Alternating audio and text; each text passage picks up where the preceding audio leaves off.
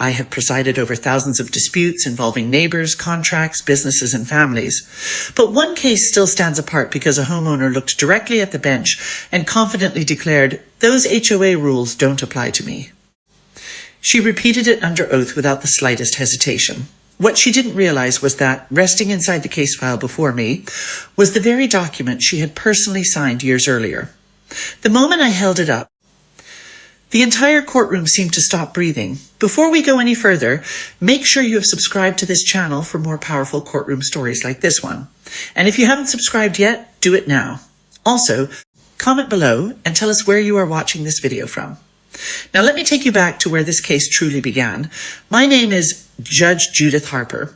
After decades on the bench, I've learned that many lawsuits are never really about fences, driveways, landscaping, or parking spaces. They're about promises.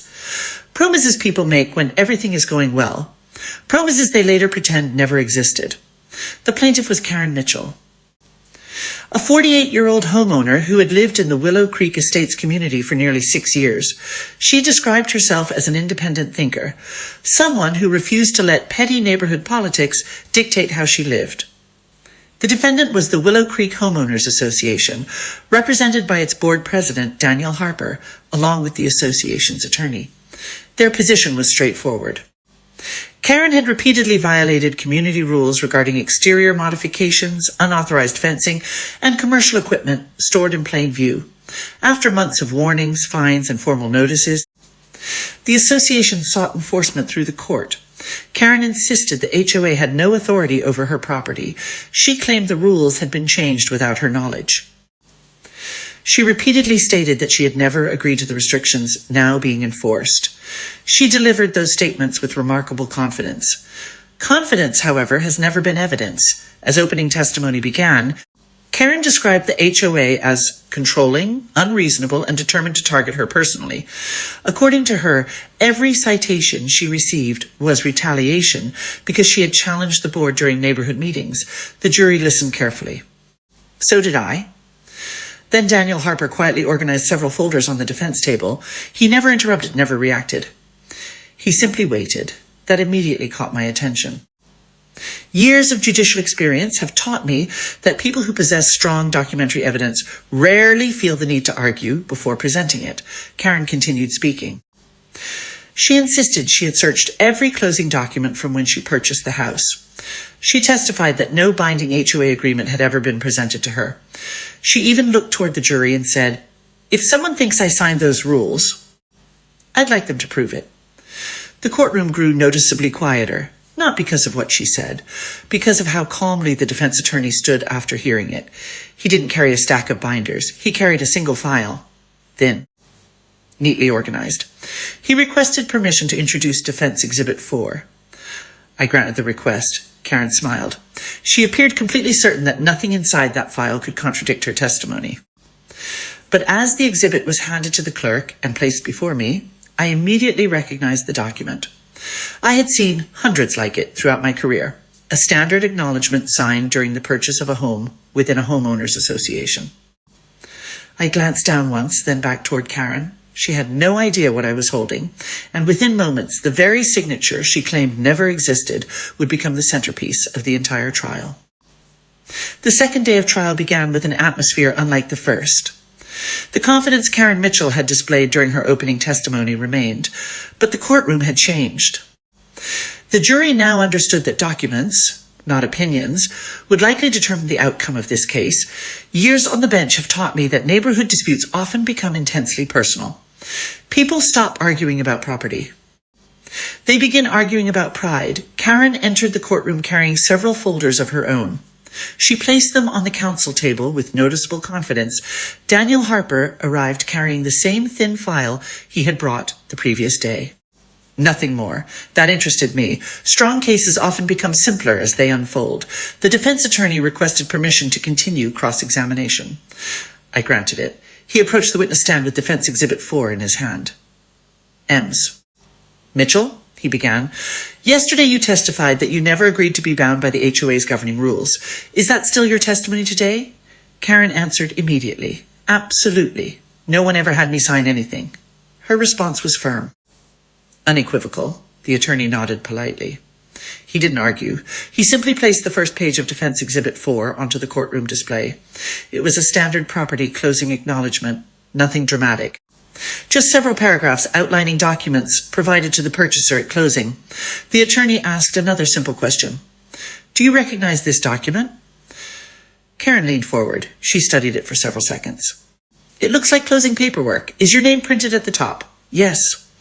And is this the closing date for your home purchase? Karen hesitated. Yes. The attorney thanked her. Then he enlarged the bottom portion of the page. A signature appeared. The courtroom remained silent. Ms. Mitchell, he asked, whose signature is that?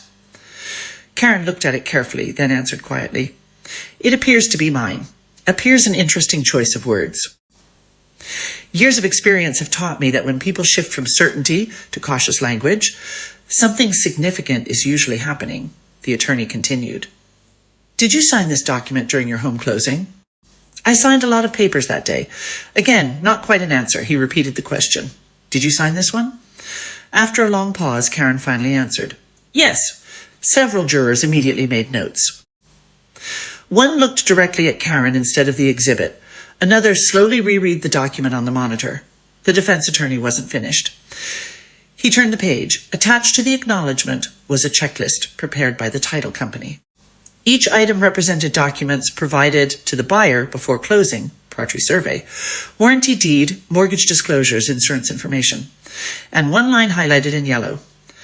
Homeowners Association declaration, covenants, conditions, and restrictions received by purchaser.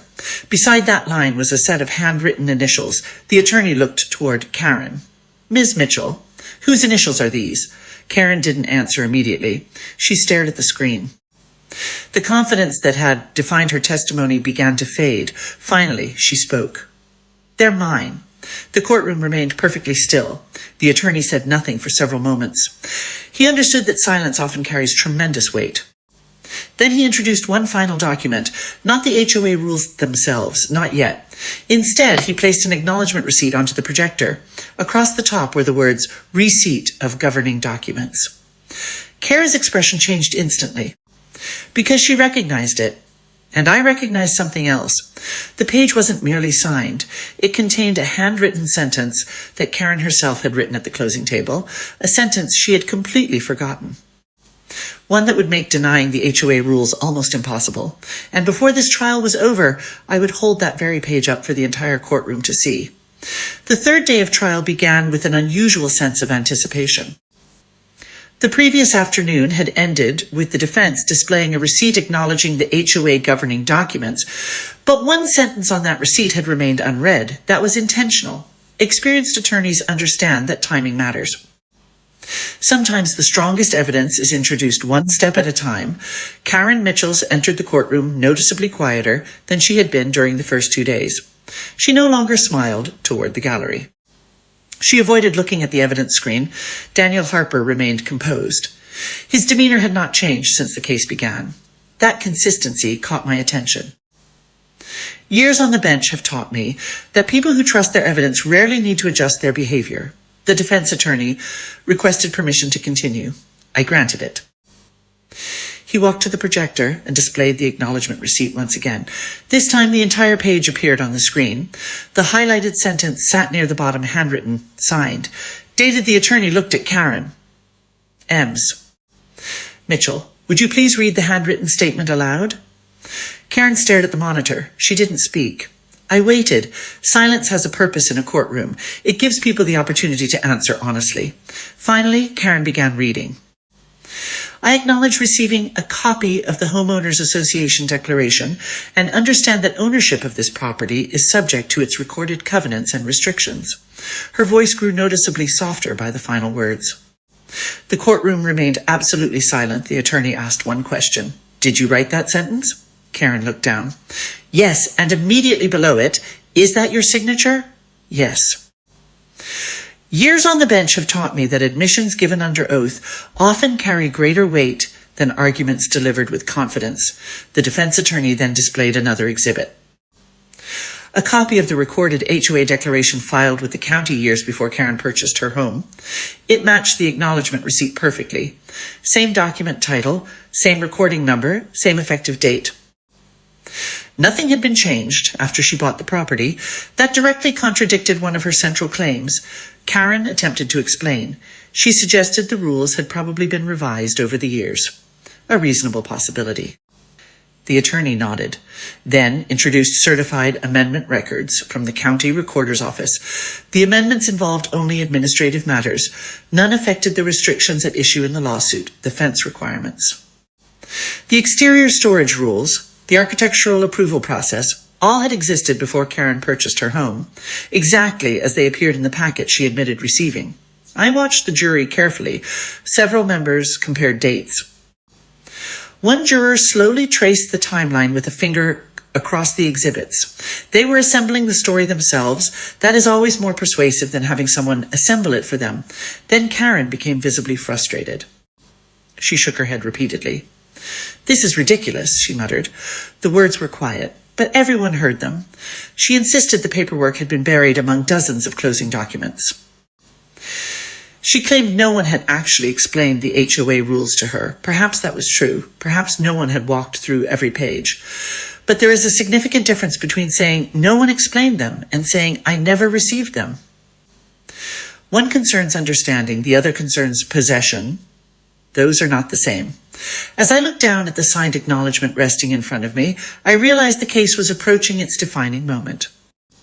Because Karen had now admitted writing the sentence, admitted signing the receipt, admitted receiving the governing documents. Yet she continued insisting the HOA had no authority over her property. Within hours, that contradiction would become impossible to maintain. And when I finally lifted the signed document for the entire courtroom to see, every remaining doubt would disappear. The fourth day of trial is the one I remember most vividly. Not because someone shouted, not because anyone stormed out of the courtroom, because it was the day the difference between opinion and proof became impossible to ignore. Karen Mitchell arrived looking determined. She still believed she could explain away the documents. I've seen that before. When people become emotionally invested in a position, they sometimes convince themselves that persistence can overcome evidence. It rarely does. The defense attorney concluded his questioning and returned to counsel table. Then Karen's attorney attempted to repair the damage. He suggested that signing paperwork during a home closing can be overwhelming. I agreed with that general principle. Anyone who has purchased a home knows the stack of documents can seem endless, but being overwhelmed is not the same as never receiving the documents. That distinction remains central to the case. Karen took the opportunity to address the jury again. She insisted she had trusted the professionals handling the closing. She claimed she had no realistic opportunity to understand every page. She argued that the HOA should have personally explained every rule after she moved into the neighborhood. Those arguments focused on fairness. The lawsuit, however, focused on notice. They are related, but they are not identical. Years on the bench have taught me that courts must decide cases based on legal obligations, not simply emotional impressions. Then came the moment I knew would define the trial. The defense attorney asked permission to approach the bench. He handed me the original acknowledgement document, not a copy. The original, the ink signatures were clearly visible. The initials matched every other document in the closing file. I examined it carefully. Then I looked toward Karen.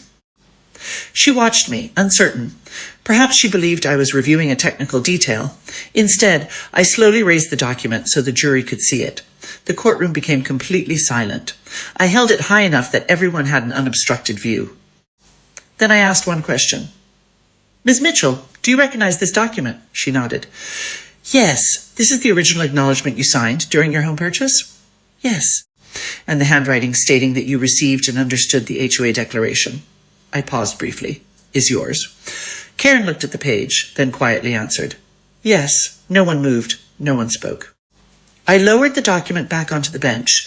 Years of judicial experience have taught me that sometimes a physical document carries a power no verbal argument can match.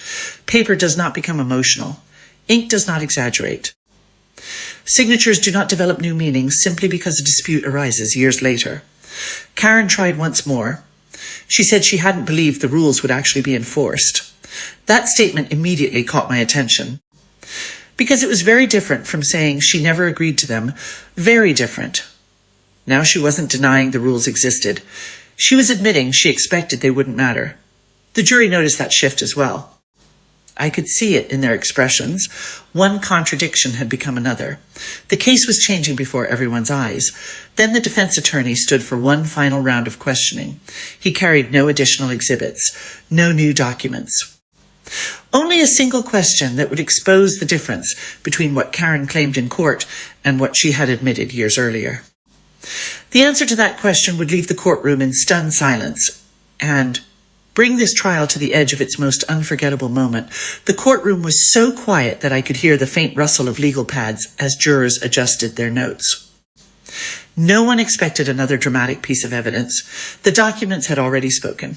Karen Mitchell had acknowledged receiving the HOA declaration.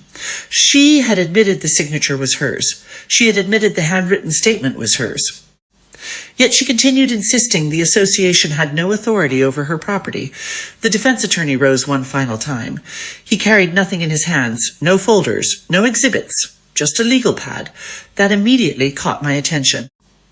Years on the bench have taught me that when an attorney stops relying on documents, it is often because the documents have already done their work. He approached the witness stand. "Ms. Mitchell," he began calmly, "I'd like to ask you one final question." Karen nodded. "You testified that you believe the HOA rules didn't apply to you, correct?" "Yes." "And you've also admitted you received them before purchasing your home." Karen hesitated. "Yes." The attorney thanked her. Then he asked the question that changed the entire trial. "If you truly believed those rules didn't apply to you, why did you submit 3 architectural approval requests to the HOA during your first 2 years in the neighborhood?" Karen froze. The courtroom remained silent. I watched her expression carefully. Confusion, then surprise, then realization. The defense attorney walked to the evidence screen. 3 separate application forms appeared, one for a backyard patio, one for replacing exterior windows, one for installing decorative landscaping. Each application bore Karen's signature. Each requested approval from the HOA's Architectural Review Committee. Each had been approved. The dates were years before this lawsuit. The attorney spoke softly. "Ms. Mitchell, if you believed the HOA had no authority over your property, why did you ask for its permission 3 different times?" No one moved. Karen looked from one document to another, then toward her attorney, then back to the screen. Finally, she answered, I don't remember." Years on the bench have taught me that memory often fades. Records usually do not. The attorney displayed another document, an email Karen had personally written to the HOA board after her patio request was approved. It read, "Thank you for approving my application. I appreciate the quick response." Karen closed her eyes briefly. The contradiction had become undeniable. She had thanked the HOA for exercising the very authority she now claimed never existed. The jury immediately began writing. Several members compared the approval forms with the email. Everything aligned. The dates, the signatures, the correspondence. There was no missing piece. The defense attorney returned to counsel table. He asked no further questions. He didn't need to. The evidence had answered them all. As I looked across the courtroom, I realized something had fundamentally changed. This case was no longer about fences or landscaping or HOA regulations. It had become a lesson in consistency, because when someone's own words, signatures, applications, and emails all point in the same direction, denying the obvious becomes impossible. The jury had seen every document, heard every explanation, watched every contradiction unfold. Now only one task remained: to decide whether Karen's claims could survive the overwhelming weight of her own admissions. And before this trial came to an end, that decision would send a message every homeowner in the courtroom would remember for years. The final day of the trial arrived with an unmistakable sense of clarity, not certainty about the verdict. That belonged to the jury. But clarity about the facts. Every relevant document had been admitted. Every witness had testified. Every explanation had been offered. Now the case rested where it always should have rested, with the evidence. Karen Mitchell sat quietly beside her attorney. The determination she had shown during the first day of trial had faded into reflection. She no longer challenged every point. She no longer insisted the documents were meaningless. The weight of her own signatures, emails, and applications had become impossible to ignore. Daniel Harper remained composed. He had conducted himself the same way from the beginning, patinate, respectful, methodical. That consistency left an impression on me. The attorneys delivered their closing arguments. Karen's attorney urged the jury to focus on fairness. He argued that homeowners are often overwhelmed during the closing process and that many people sign documents without appreciating their long-term consequences. There was truth in that observation. Buying a home is one of the most complicated transactions many people will ever complete, but fairness cannot erase facts. The defense attorney stood next. He never raised his voice. He simply walked the jury through the timeline. Karen received the HOA declaration before closing. She acknowledged receiving it in her own handwriting. She signed the receipt. She purchased the property. Then, over the following years, she voluntarily submitted 3 separate architectural applications asking the HOA for permission to make improvements to her property. She thanked the board after receiving one of those approvals. Only after violations were cited did she begin claiming the HOA had no authority. The sequence spoke for itself. Years on the bench have taught me that timelines are remarkably powerful. People may disagree about opinions. Dates rarely argue. The jury retired to deliberate. The courtroom settled into quiet conversation. Karen stared at the table. Daniel reviewed a notebook, but never looked toward her. Several hours later, the clerk informed me that the jury had reached its verdict. Everyone returned. The foreperson stood. The verdict form was handed to me, then read aloud in open court. The jury found in favor of the Willow Creek Homeowners Association. Karen's claims were denied. The jury concluded that she had knowingly accepted the HOA's governing documents when she purchased her home and had repeatedly acknowledged the association's authority through her own conduct long before the dispute arose. Karen lowered her head. There was no outburst, no accusation. Only silence. Sometimes silence says more than any argument ever could. Before dismissing the parties, I offered one final reflection. I explained that homeowners associations are not above the law. Neither are they free to invent rules without authority. But homeowners also cannot ignore agreements they voluntarily accepted simply because those agreements later become inconvenient. Promises matter, especially written ones. Then I looked once more at the original acknowledgement I had held up during the trial. A single sheet of paper, one signature, one handwritten statement, nothing dramatic about its appearance, yet it carried more weight than hours of testimony. Because documents created before a dispute often reveal the truth more clearly than memories formed after one begins. As the courtroom emptied, I found myself thinking about Karen's first declaration. The HOA rules don't apply to me. By the end of the trial, the evidence had answered that claim more effectively than I ever could. Her own signature, her own handwriting, her own approval requests, her own thank you email, they all pointed to the same conclusion. After years on the bench, I have learned that people sometimes believe they can rewrite history simply by denying it. But history leaves records, signatures endure. And the truth has an extraordinary way of waiting patiently until someone is finally willing to look at it. That is why this case has remained with me, not because it involved an HOA, but because it reminded everyone in that courtroom that the strongest witness is often the one written in your own handwriting years before the lawsuit ever begins.